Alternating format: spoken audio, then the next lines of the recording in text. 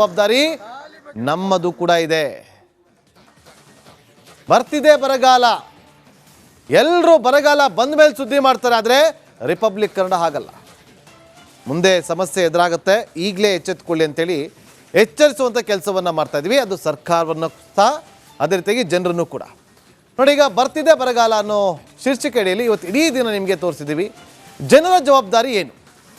ಎಲ್ಲರೂ ಕೂಡ ನೀರನ್ನು ಮಿತವಾಗಿ ಬಳಸಬೇಕು ವೀಕ್ಷಕರೇ. ಅನಗತ್ಯವಾಗಿ ನೀರನ್ನು ಬಳಕೆ ಮಾಡೋದನ್ನು ಕಡಿಮೆ ಮಾಡಬೇಕು. ನಮ್ಮ ಹತ್ರ ನೀರಿದೆ, ಇವತ್ತಿಗಾದರೆ ಸಾಕಪ್ಪ ಅಂತೇಳಿ ವೇಸ್ಟ್ ಮಾಡಬೇಡಿ. ಹನಿ ಹನಿ ನೀರು ಕೂಡ ತುಂಬ ಇಂಪಾರ್ಟೆಂಟ್. ನೀರು ನಮ್ಮ ಹತ್ರ ಜಾಸ್ತಿ ಇದೆ ಅಂತೇಳಿ ಮನೆಗೆ ನೀರು ಹಾಕೋದು, ಮನೆ ಮುಂದೆ ನೀರು ಹಾಕೋದು, ಪದೇ ಪದೇ ಕಾರನ್ನು ತೊಳೆಯೋದನ್ನು ಬಿಡಬೇಕು. ವಾರಕ್ಕೊಂದ್ಸಲಿ ಕಾರ್ ತೊಳ್ಕೊಳ್ಳಿ, ದಿನಾ ತೊಳೆದಕ್ಕೆ ಹೋಗ್ಬೇಡಿ. ಯಾಕೆ ಅಂತಾರೆ, ಇವತ್ತು ನಾವು ಎಷ್ಟು ಉಳಿಸ್ತೀವೋ ನಾಳೆ ನಮಗೆ ಅಷ್ಟೇ ಸಿಗುತ್ತೆ. ನಾವು ಇವತ್ತೆಲ್ಲ ಖಾಲಿ ಮಾಡಿಬಿಟ್ರೆ ನಾಳೆ ಏನೂ ಸಿಗೋದಿಲ್ಲ. ಸೊ ಕಾರ್ ತೊಳೆಯೋದ್ರ ಬದಲಿಗೆ ನೀವು ಡ್ರೈ ವಾಶನ್ನು ಮಾಡ್ಬೋದು. ಡ್ರೈ ವಾಶ್ ಮೊರೆ ಹೋಗಬೇಕು. ಇನ್ನು ಗಾರ್ಡನ್ಗಳಿರುತ್ತೆ, ನಮ್ಮನೆ ಮುಂದೆ ಚೆನ್ನಾಗಿರಬೇಕು ಗಾರ್ಡನ್ ಅಂತ ಪ್ರತಿಯೊಬ್ಬರಿಗೂ ಕೂಡ ಆಸೆ ಇರುತ್ತೆ. ಆದರೆ ಗಾರ್ಡನ್ಗಳಿಗೆ ಜವಾಬ್ದಾರಿ ನಮ್ಮದು ಕೂಡ ಇದೆ. ಬರ್ತಿದೆ ಬರಗಾಲ. ಎಲ್ಲರೂ ಬರಗಾಲ ಬಂದ ಮೇಲೆ ಸುದ್ದಿ ಮಾಡ್ತಾರೆ, ಆದರೆ ರಿಪಬ್ಲಿಕ್ ಕನ್ನಡ ಹಾಗಲ್ಲ. ಮುಂದೆ ಸಮಸ್ಯೆ ಎದುರಾಗುತ್ತೆ, ಈಗಲೇ ಎಚ್ಚೆತ್ತುಕೊಳ್ಳಿ ಅಂತೇಳಿ ಎಚ್ಚರಿಸುವಂಥ ಕೆಲಸವನ್ನು ಮಾಡ್ತಾ ಇದ್ವಿ. ಅದು ಸರ್ಕಾರವನ್ನು ಸಹ, ಅದೇ ರೀತಿಯಾಗಿ ಜನರನ್ನು ಕೂಡ. ನೋಡಿ, ಈಗ ಬರ್ತಿದೆ ಬರಗಾಲ ಅನ್ನೋ ಶೀರ್ಷಿಕೆಯಲ್ಲಿ ಇವತ್ತು ಇಡೀ ದಿನ ನಿಮಗೆ ತೋರಿಸಿದ್ದೀವಿ. ಜನರ ಜವಾಬ್ದಾರಿ ಏನು? ಎಲ್ಲರೂ ಕೂಡ ನೀರನ್ನು ಮಿತವಾಗಿ ಬಳಸಬೇಕು ವೀಕ್ಷಕರೇ. ಅನಗತ್ಯವಾಗಿ ನೀರನ್ನು ಬಳಕೆ ಮಾಡೋದನ್ನು ಕಡಿಮೆ ಮಾಡಬೇಕು.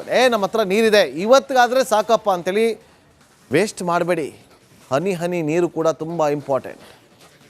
ನೀರು ನಮ್ಮ ಹತ್ರ ಜಾಸ್ತಿ ಇದೆ ಅಂತೇಳಿ ಮನೆಗೆ ನೀರು ಹಾಕೋದು, ಮನೆ ಮುಂದೆ ನೀರು ಹಾಕೋದು, ಪದೇ ಪದೇ ಕಾರನ್ನು ತೊಳೆಯೋದನ್ನು ಬಿಡಬೇಕು. ವಾರಕ್ಕೊಂದ್ಸಲಿ ಕಾರ್ ತೊಳ್ಕೊಳ್ಳಿ, ದಿನಾ ತೊಳೆದಕ್ಕೆ ಹೋಗ್ಬೇಡಿ. ಯಾಕೆ ಅಂತಾರೆ, ಇವತ್ತು ನಾವು ಎಷ್ಟು ಉಳಿಸ್ತೀವೋ ನಾಳೆ ನಮಗೆ ಅಷ್ಟೇ ಸಿಗುತ್ತೆ. ನಾವು ಇವತ್ತೆಲ್ಲ ಖಾಲಿ ಮಾಡಿಬಿಟ್ರೆ ನಾಳೆ ಏನೂ ಸಿಗೋದಿಲ್ಲ. ಸೊ ಕಾರ್ ತೊಳೆಯೋದ್ರ ಬದಲಿಗೆ ನೀವು ಡ್ರೈ ವಾಶನ್ನು ಮಾಡ್ಬೋದು. ಡ್ರೈ ವಾಶ್ ಮೊರೆ ಹೋಗಬೇಕು. ಇನ್ನು ಗಾರ್ಡನ್ಗಳಿರುತ್ತೆ, ನಮ್ಮನೆ ಮುಂದೆ ಚೆನ್ನಾಗಿರಬೇಕು ಗಾರ್ಡನ್ ಅಂತ ಪ್ರತಿಯೊಬ್ಬರಿಗೂ ಕೂಡ ಆಸೆ ಇರುತ್ತೆ. ಆದರೆ ಗಾರ್ಡನ್ಗಳಿಗೆ ನೀವು ನೀರು ಬಿಟ್ಬಿಟ್ಟು ನೀರು ಹರ್ಕೊಂಡು ಹೋಗುತ್ತಲ್ಲ, ಆ ಥರ ಮಾಡಬೇಡಿ. ಎಷ್ಟು ಬೇಕೋ ಅಷ್ಟೇ ಯೂಸ್ ಮಾಡಿ. ಪ್ರತಿನಿತ್ಯ ಯೂಸ್ ಮಾಡೋಕ್ಕೆ ಹೋಗ್ಬೇಡಿ. ಎರಡು ದಿನಕ್ಕೊಮ್ಮೆ ಗಾರ್ಡನ್ಗಳಿಗೆ ನೀರನ್ನು ಹಾಕಿ. ಕೆಲವ್ರು ಏನು ಮಾಡ್ತಾರೆ ಅಂತಂದರೆ, ಗಾರ್ಡನ್ಗಳ ಹತ್ರ ಪೈಪ್ ಹಾಕ್ಬಿಡ್ತಾರೆ, ಟ್ಯಾಪನ್ನು ಓಪನ್ ಮಾಡಿಬಿಡ್ತಾರೆ, ನೀರು ಹೋಗ್ತಾ ಇರುತ್ತೆ, ಗೊತ್ತೇ ಆಗಲ್ಲ. ಆ ಥರ ಮಾಡೋಕ್ಕೆ ಹೋಗ್ಬೇಡಿ. ಕೆಲವರು 3 ಗಂಟೆ 4 ಗಂಟೆ ಸತತವಾಗಿ ನೀರು ಬಿಡ್ತಾರೆ. ನಮ್ಮ ಮನೆ ಮುಂದೆ ಗಾರ್ಡನ್ ಚೆನ್ನಾಗಿರಬೇಕು ಅಂತೇಳಿ. ಇವತ್ತು ನಿಮ್ಮ ಮನೆ ಮುಂದೆ ಗಾರ್ಡನ್ ಚೆನ್ನಾಗಿರುತ್ತೆ, ಆದರೆ ನೀರು ಖಾಲಿ ಆದರೆ ನಾಳೆ ನಿಮ್ಮ ಮನೆ ಮುಂದೆ ಇರೋ ಗಾರ್ಡನ್ನು ಕೂಡ ಗ್ರೀನರಿ ಆಗಿರೋದಿಲ್ಲ. ನಿಮ್ಮ ಮನೆ ಒಳಗಡೆ ಸಂದರ್ಭದಲ್ಲಿ ಬೆಳೆಯೋದಕ್ಕೆ ಹೋಗಬಾರ್ದು. ಯಾಕಂದರೆ ಲಕ್ಷ ಸಾಲ ಮಾಡಿ ಬೆಳೆಗಳನ್ನು ಬೆಳಿತೀರಿ, ನೀರು ಸಿಗದೆ ಅದು ಹಾಳಾಗುತ್ತೆ, ಆಗ ಕಷ್ಟ ಆಗೋದು ನಿಮಗೇನೆ. ಸೊ ಹಾಗಾಗಿ ರೈತರು ಏನು ಮಾಡಬೇಕು, ಭತ್ತ, ಅಡಿಕೆ, ಕಬ್ಬನ್ನು ಬೆಳೆಯೋದು ಸೂಕ್ತ ಇಂಥ ಸಂದರ್ಭದಲ್ಲಿ, ಅಂದರೆ ಬೇಸಿಗೆ ಕಾಲದಲ್ಲಿ. ರೈತರ ಜವಾಬ್ದಾರಿ ಇದು. ಹಾಗಾದರೆ ಜನರ ಜವಾಬ್ದಾರಿ ಏನು, ರೈತರು ಏನು ಮಾಡಬೇಕು ಅಂತ ನೋಡಿದ್ರೆ, ಈಗ ಸರ್ಕಾರ ಏನು ಮಾಡಬೇಕು ಅದನ್ನು ಕೂಡ ಹೇಳ್ತೀವಿ. ನೋಡಿ, ನೀರಿನ ಬಳಕೆ ಬಗ್ಗೆ ಸರ್ಕಾರ ಒಂದು ಕಾನೂನನ್ನು ರಚನೆ ಮಾಡಬೇಕು. ಬಳಸಿದ ನೀರನ್ನು ರೀಸೈಕಲ್ ಮಾಡಬೇಕು. ಕಾಮಗಾರಿಗಳಿಗೆ ಬಳಸಿದ ನೀರನ್ನು ಉಪಯೋಗಿಸಬೇಕು. ಕೆಲವೊಂದಷ್ಟು ಉಪಯೋಗಿಸೋಕ್ಕಾಗುತ್ತೆ, ಅಂಥ ಒಂದು ನೀರನ್ನು ಮತ್ತೆ ಉಪಯೋಗಿಸ್ಬೇಕು.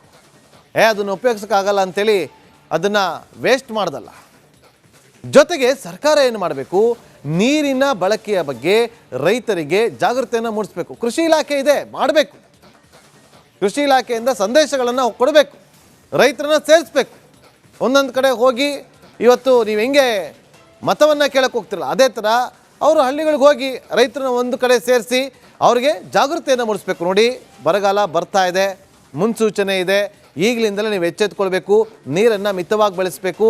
ಈಗ ನೀವು ಯಾವ ಬೆಳೆಯನ್ನು ಬೆಳಿಬೇಕು ಅನ್ನೋದನ್ನು ನಾವು ಕೊಡ್ತೀವಿ ನಿಮಗೆ ಮಾಹಿತಿಯನ್ನು, ಅದನ್ನೇ ಬೆಳಿಬೇಕು ಅಂತೇಳಿ ನೀವು ಅವ್ರಿಗೆ ಈಗಲೇ ಹೇಳಿದ್ರೆ ನಾಳೆ ದಿನ ರೈತರು ನಿಮಗೆ ಶಾಪ ಹಾಕೋದಿಲ್ಲ. ಈಗಲೇ ಅದನ್ನು ಎಚ್ಚೆತ್ಕೊಳ್ಳಿ. ವೈಜ್ಞಾನಿಕವಾಗಿ ಕೃಷಿಯನ್ನು ಮಾಡಬೇಕು. ಅಂದರೆ ವೈಜ್ಞಾನಿಕ ಕೃಷಿ ನೀತಿಯನ್ನು ನೀವು ಜಾರಿ ಮಾಡಬೇಕು. ಅದು ಅವ್ರಿಗೆ ತಲುಪಬೇಕು ಆ ವಿಚಾರವನ್ನು. ಅಷ್ಟೇ ಅಲ್ಲದೆ ಯಾರು ನೀರನ್ನು ವ್ಯರ್ಥ ಮಾಡ್ತಾರಲ್ಲ ತುಂಬ ಜನ ಸಿಗ್ತಾರೆ. ಈಗೆಲ್ಲ ನೀವು ಮನೆಗಳ ಮುಂದೆ ಈ ಟ್ರಿಂಕ್ಲಿಂಗ್ ಎಲ್ಲ ಹಾಕ್ಕೊಂಡು ನೀರುಗಳನ್ನು ಹಾಕ್ಕೊಂಡು ಬಿಟ್ಬಿಟ್ಟಿರ್ತಾರೆ, ಗಂಟೆಗಟ್ಟಲೆ ಬಿಟ್ಬಿಟ್ಟಿರ್ತಾರೆ, ಅದ್ರ ಪಾಡಿಗೆ ಅದು ಹೋಗ್ತಾ ಇರುತ್ತೆ ನೀರು. ಸೊ ಹೀಗೆ ನೀರನ್ನು ವ್ಯರ್ಥ ಮಾಡ್ತಾರಲ್ಲ ಅಂಥವ್ರ ವಿರುದ್ಧ ಕಠಿಣ ಕ್ರಮ ಆಗಬೇಕು. ಕಡ್ಡಾಯವಾಗಿ ಸರ್ಕಾರ ಏನು ಮಾಡಬೇಕು, ಅಧಿಕಾರಿಗಳಿಗೆ ಸೂಚನೆ ಕೊಡಬೇಕು, ಜಿಲ್ಲಾಧಿಕಾರಿಗಳಿಗೆ ಸೂಚನೆ ಕೊಡಬೇಕು. ನಿಮ್ಮ ಜಿಲ್ಲೆಯಲ್ಲಿರುವಂಥ ಕೆರೆ ಒತ್ತುವರಿ ಆಗಿರೋದು ಎಲ್ಲೆಲ್ಲಿದೆಯಲ್ಲ ಅದನ್ನೆಲ್ಲ ತೆರವು ಮಾಡಬೇಕು ಅಂತ ಹೇಳಬೇಕು, ಕೆರೆಗಳನ್ನು ಉಳಿಸ್ಬೇಕು.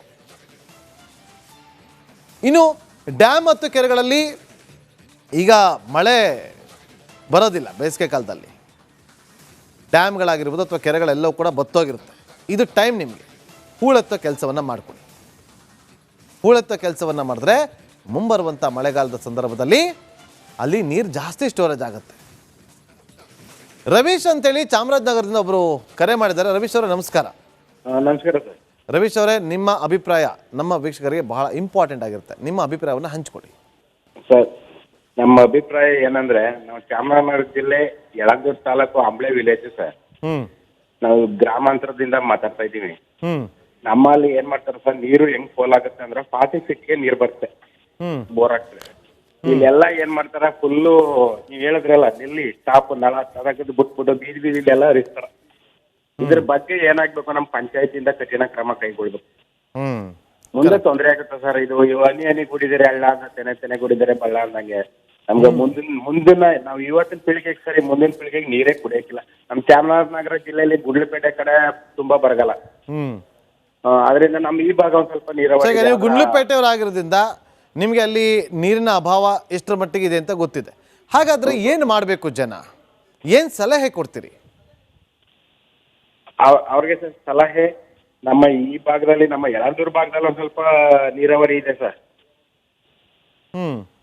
ಅಲ್ಲಿ ಗುಂಡ್ಲುಪೇಟೆ ಭಾಗದಲ್ಲಿ ಒಂದ್ ಸ್ವಲ್ಪ ನೀರಾವರಿ ಕಡಿಮೆ. ಅದರಿಂದ ಸರ್ ನಮ್ಗೆ ಇಲ್ಲಿ ಒಂದ್ ಸ್ವಲ್ಪ ನೀರು ಸ್ಟೋರೇಜ್ ಆಗೋ ತರ ಅಧಿಕಾರಿಗಳು ಒಂದ್ ಸ್ವಲ್ಪ, ನೀವು ಹೇಳಿದ್ರಲ್ಲ ಮತ ಕೇಳಕ್ ಹೋಗ್ಬೇಕು ಅಂತ, ಆ ತರ ಕೇಳಬೇಕು. ನಮ್ಮ ಗ್ರಾಮದಲ್ಲಂತೂ ವಿಪರೀತವಾಗಿ ವೇಸ್ಟೇಜ್ ಮಾಡ್ತಾರ ಸರ್, ನಮ್ಗೆ ನೋಡಕ್ಕಾಗಲ್ಲ. ನಾವೇನಾರು ಇಲ್ಲಿ ಹಾಕೊಡಕ್ಕೋದ್ರೆ ನಿಮ್ಗೇನೋ ನಿಮ್ಮ ಅಪ್ಪನ ಮನೆದ ಅಂತ ಕೇಳ್ತಾರ ನಮ್ಮನ್ನ. ಆ ತರ ನಮ್ಮ ಗ್ರಾಮೀಣ ಭಾಗದವ್ರಿಗೆ ಗೊತ್ತಿರಲ್ಲ, ಇಷ್ಟೊಂದು ತಿಳುವಳಿಕೆ ಗೊತ್ತಿಲ್ಲ ಅಧಿಕಾರಿಗಳು. ಥ್ಯಾಂಕ್ ಯು ರವೀಶ್ ಅವರೇ, ನಿಮ್ಮ ಅಭಿಪ್ರಾಯವನ್ನು ಹಂಚ್ಕೊಂಡಿದ್ದೀರಿ. Thank you so much. ನೋಡಿ, ಕೇವಲ ಕರೆ ಮಾಡಿ ಅಷ್ಟೆಲ್ಲ, ವಾಟ್ಸಪ್ನ ಮೂಲಕವೂ ಕೂಡ ಅನೇಕ ಜನ ತಮ್ಮ ಅಭಿಪ್ರಾಯವನ್ನು ವ್ಯಕ್ತಪಡಿಸ್ತಾ ಇದ್ದಾರೆ. ನಮಗೆ ವಾಟ್ಸಪ್ ಮೂಲಕ ಮೆಸೇಜ್ ಕಳಿಸಿದ್ದಾರೆ. ಈಗ ನೋಡಿ, ಒಬ್ಬರು ಕಳಿಸಿದ್ದಾರೆ, ಬೆಂಗಳೂರಿನಲ್ಲಿ ರಸ್ತೆ ಕಾಮಗಾರಿ ವೇಳೆ ಬಹಳಷ್ಟು ಕಡೆ ನೀರು ಪೋಲಾಗ್ತಾ ಇದೆ, ಸರ್ಕಾರ ಕ್ರಮವನ್ನು ತೆಗೆದುಕೊಳ್ಬೇಕು ಅಂತೇಳಿ ಬೆಜ್ಜವಳ್ಳಿಯಿಂದ ಅರುಣ್ ಕುಮಾರ್ ಅನ್ನೋರು ವಾಟ್ಸಪ್ ಮೂಲಕ ಸಂದೇಶವನ್ನು ಕಳಿಸಿದ್ದಾರೆ. ಇನ್ನು ಪರಿಸರ ಹಾಳು ಮಾಡಿದ್ದೇ ಈಗಿನ ಇಂಥ ಒಂದು ಪರಿಸ್ಥಿತಿಗೆ ಕಾರಣ ಅಂತೇಳಿ ಗಣೇಶ್ ಅನ್ನೋರು ಪುತ್ತೂರಿಂದ ವಾಟ್ಸಪ್ ಮೂಲಕ ಮೆಸೇಜನ್ನು ಮಾಡಿದ್ದಾರೆ. ನೋಡಿ, ಎಂಥ ಒಂದು ಅದ್ಭುತವಾದಂಥ ಅಭಿಪ್ರಾಯವನ್ನು ಕೊಟ್ಟಿದ್ದಾರೆ. ಮರಗಳು ಎಷ್ಟು ಇಂಪಾರ್ಟೆಂಟ್. ಮತ್ತೊಬ್ಬರು ಹೇಳಿದ್ರು, ಹನಿ ಹನಿ ಗುಡಿದ್ರೆ ಮಾತ್ರನೇ ಇವತ್ತು ಹಳ್ಳ ಆಗೋದು, ಹಾಗಾಗಿ ಪ್ರತಿಯೊಂದು ಹನಿ ಕೂಡ ಪೋಲಾಗದಂತೆ ನಾವೆಲ್ಲರೂ ಕೂಡ ಎಚ್ಚೆತ್ಕೊಳ್ಬೇಕು, ಜಾಗೃತಿಯನ್ನು ಕೂಡ ವಹಿಸಬೇಕು. ಮತ್ತೊಮ್ಮೆ ಕಡೆಯದಾಗಿ ಹೇಳ್ತಾ ಇದ್ದೀನಿ, ಯಾರನ್ನು ಕೂಡ ಭಯಪಡಿಸುವಂಥ ಉದ್ದೇಶ ನಮ್ಮದಲ್ಲ, ನಿಮ್ಮನ್ನು ಜಾಗೃತಿಪಡಿಸುವಂಥ ಉದ್ದೇಶ. ಇದು ಇವತ್ತಿನ ಕವರ್ ಸ್ಟೋರಿ.